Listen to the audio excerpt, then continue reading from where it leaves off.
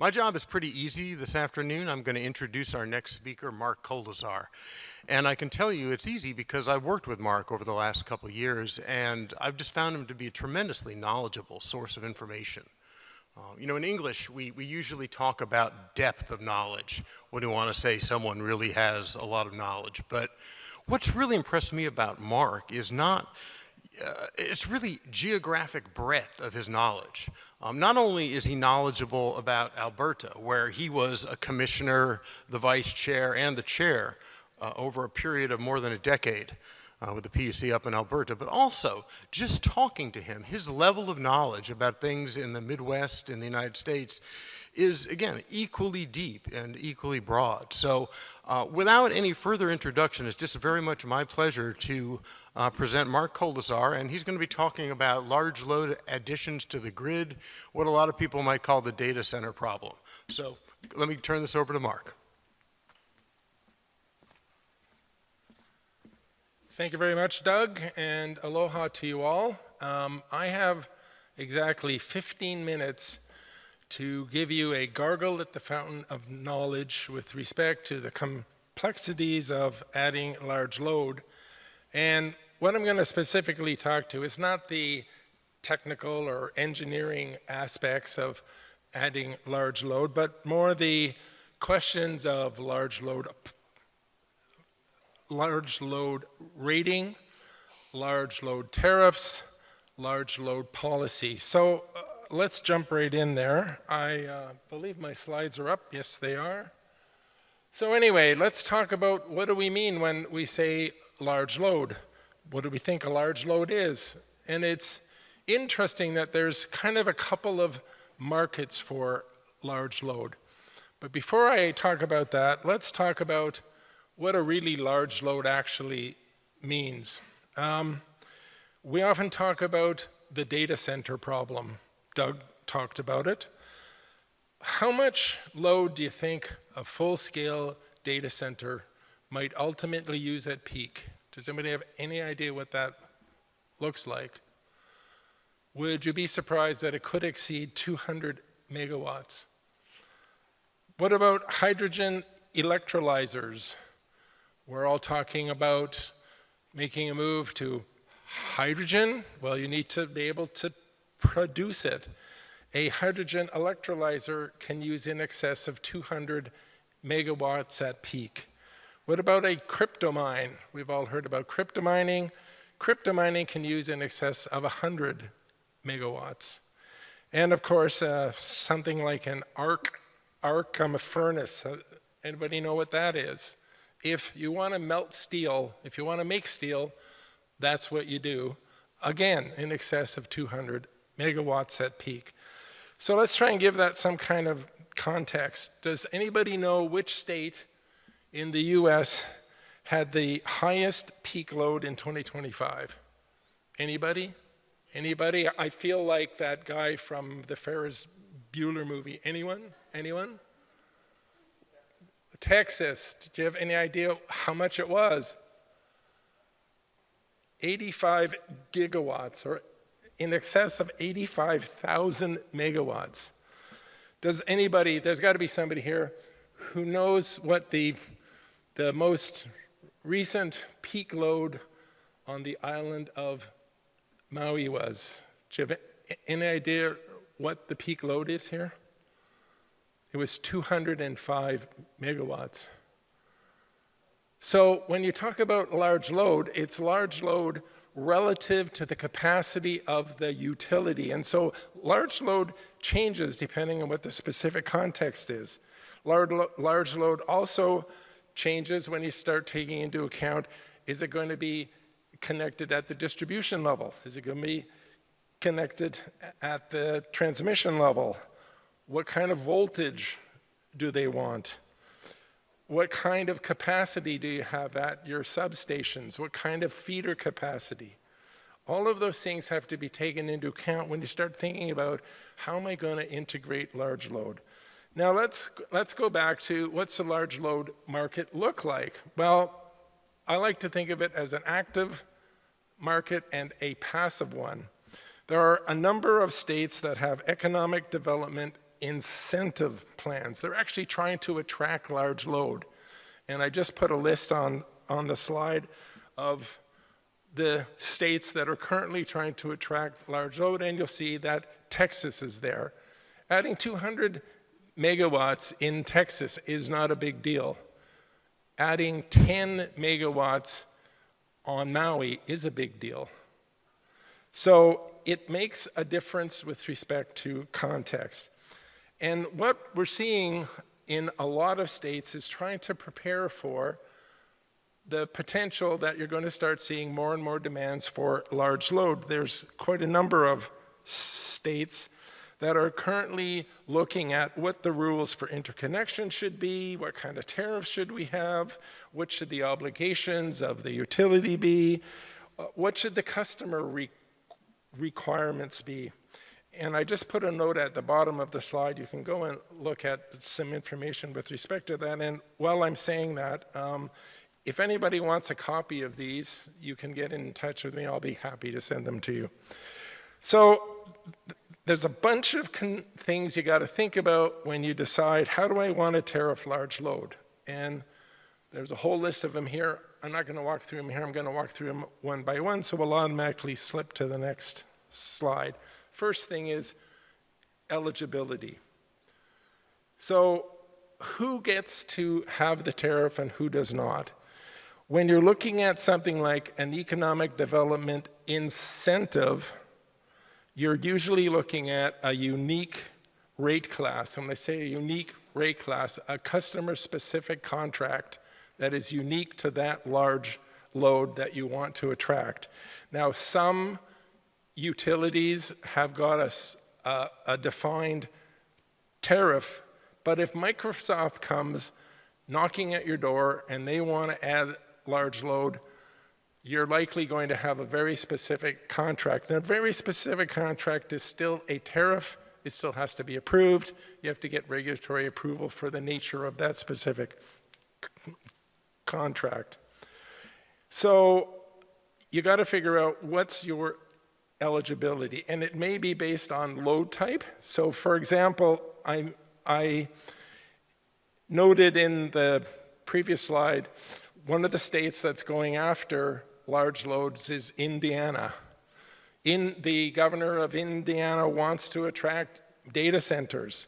So they have a very specific tariff. And if you look at what their criteria is, minimum load of 70 megawatts or up to 150 aggregate.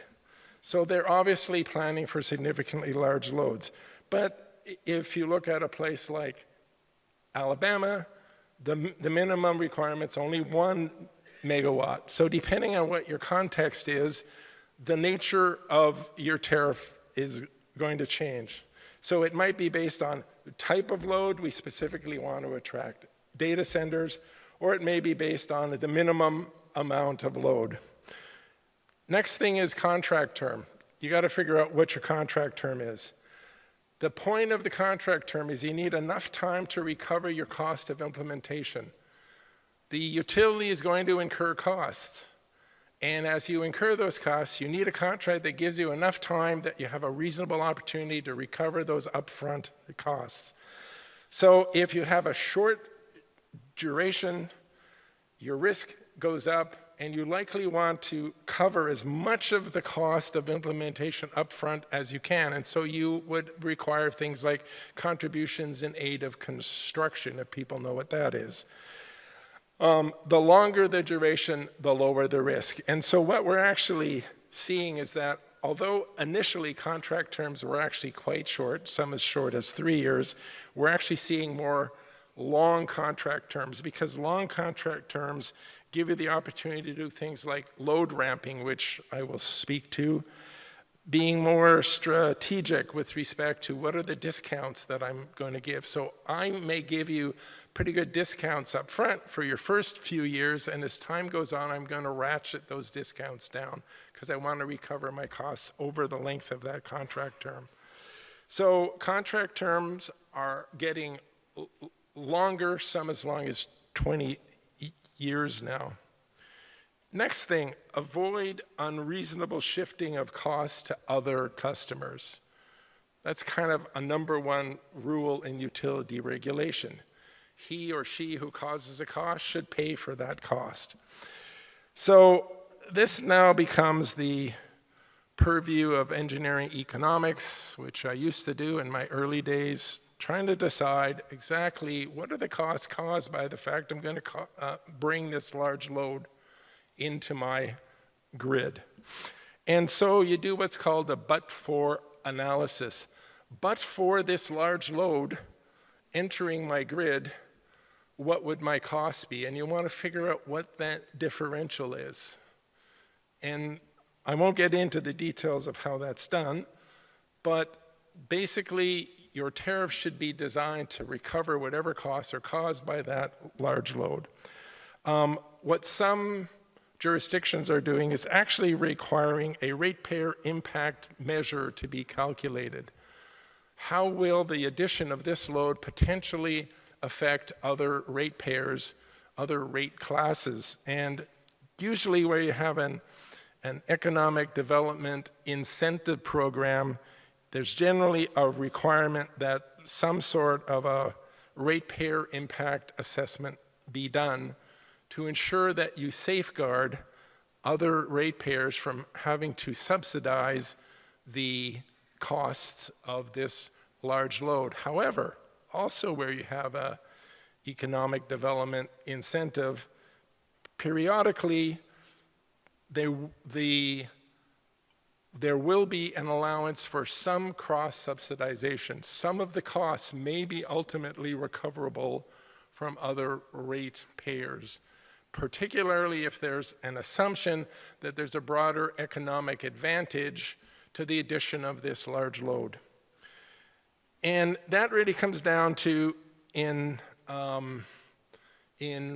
public utility regulation terms, is there an undue preference? So you want to avoid undue preferences, but it doesn't mean that you can't have some preferences. If I can get my pages to move here. Okay, next thing you want to do is you want to mitigate risk. You want to reduce the risk to the greatest extent you can that the utility is going to lose money. And so again, contract term basically matters. You want your contract terms to be as long as you can because you want a better opportunity to recover all of your costs. You may introduce things like a clawback and exit fee. If your large load customer wants to leave, you want to be able to recover as much of that cost as you possibly can, and so often you'll put in some sort of an exit fee. You want to get as much revenue from your customer as you possibly can, so you may put a demand charge in, requiring them to take a specified minimum amount of demand every month over the contract term. And you need a commitment period, a contractual commitment. We will not leave before such and such a date, because you want to recoup as much as you possibly can.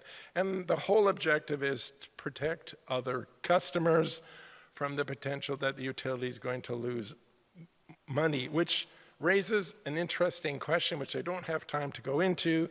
And that interesting question is, should the shareholder of the utility bear all of the risk? And that's a much bigger topic that I don't have time to go into, but it does raise an interesting question. The other interesting question is, what if the facilities you put in are fungible? What if somebody else down the road will be able to make use of those? How do you deal with that? Again, not something that we have time to particularly go into. Next issue is resource adequacy. Do I have the resources as a utility to provide, to live up to my obligation?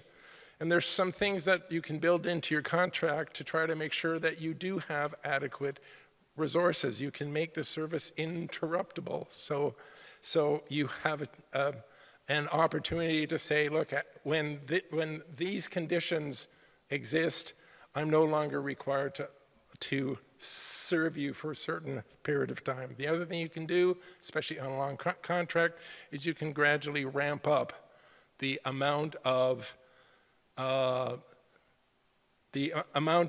that you're prepared to provide, which gives you time to put adequate load into place. Then, of course, you need to make sure you have enough revenue. And again, the question that you have to ask as a utility, and this is something that somebody I used to work with used to say all the time, is the candle worth the game? I never quite understood exactly what it meant, but I knew what it meant. Is this a worthwhile investment? And so you need to put things into your contract that make sure you will have adequate revenue so you reduce risk, doing things like putting in a demand charge, asking for contributions in aid of construction, giving them a maximum capacity limit, and giving them an exit fee. All of these things help you to ensure that you have enough revenue to make it worthwhile. And then, of course, the last thing is, what kind of price am I going to charge? What do I need to price at? And when I'm doing economic development, maybe I'm going to provide discounts. And so you need to decide what the level of discounts are. But the bottom line is you generally price so you recover at least the marginal cost to serve that large load. And that pretty much takes us to the end. And based on the time that we have, I see I didn't get any questions. Either I was really good or you were totally lost. I'm not sure which is true. So thank you all very much. And I'm not sure what's next. I guess I just leave.